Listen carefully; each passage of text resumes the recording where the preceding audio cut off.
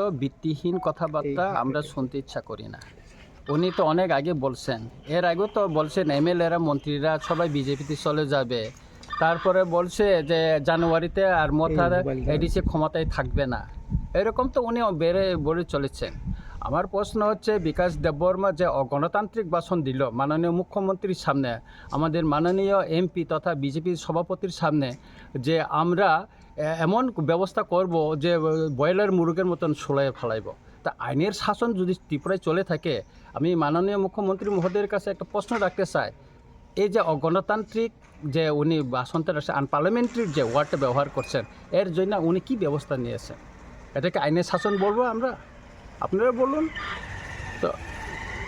Bipin Debbarma general secretary, আপনাদের একজন সাংবাদিক কমল ত্রিপুরা হেজামারাতে আক্রান্ত হয়েছিল। আমি নিজে গিয়েছি, যে সাংচাতির যে মালিককে নিয়ে আমি গেছি। আমি প্রথমে মোহনপুর হসপিটালে গেছি, তারপরে হেজামারায় গেছি, বিকেলে হসপিটালে দেখে আসছি। আমি প্রেসের মুখোমুখি হয়েছিলাম। বিপিন দেববর্মা আমার সামনে বলল, আমরা এমনকে ত্রিপুরামথার কর্মীদের এটা করব যেটা ত্রিপুরায় কোনো ত্রিপুরামথার কর্মী থাকতে পারবে না। এই সমস্ত পার্লামেন্টের কথা বলে কে উস্কানি দিছে ত্রিপুরায়? উত্তেজনতা, রাজনৈতিক উত্তেজনতা কে করছেন? এটা তো আপনারা নিজেরা দেখুন, তারাই তো করছে। আর সব দুষ্টা ত্রিপুরামথার উপর। হেজামারার যে গণ্ডগোল কালকে যে আমরা করলাম, এখানে প্রতিবাদ করলাম, যেটা বিজেপির পার্টি অফিস করছে, আমি এটা চ্যালেঞ্জ দিয়ে বলতে পারবো, এই যে রাস্তাটা এটা সরকারি জমি, এটা পিডব্লিউডির রাস্তার অ্যাকোয়ার করা জমিতে তারা উঠাচ্ছে। তো আমি কালকেও বলেছি, এটা এসডিএমের নিকট একটা চিঠি দেওয়ার জন্য আমি বলেছি।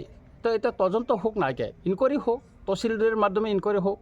তো ওনারা তো বিভিন্ন গির্জার ভেঙে দিচ্ছে, মন্দির ভেঙে দিচ্ছে, বিভিন্ন রাজনৈতিক দলের পার্টির অফিস ভেঙে দিচ্ছে, দোকান ভেঙে দিচ্ছে, সরকারি জমি, খাস জমি ইত্যাদি বলে।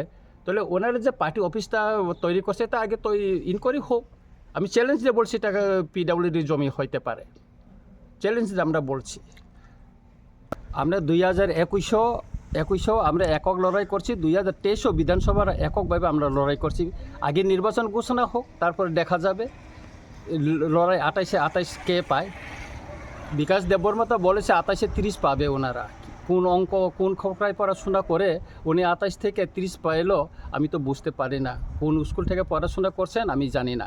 গতকালও আমাদের সম্মানিত এডিসি চেয়ারম্যান মহোদয় জিজ্ঞেস করছেন ওনাকে কোন স্কুল থেকে পড়াশোনা করে উনি 28 থেকে 30 করলো।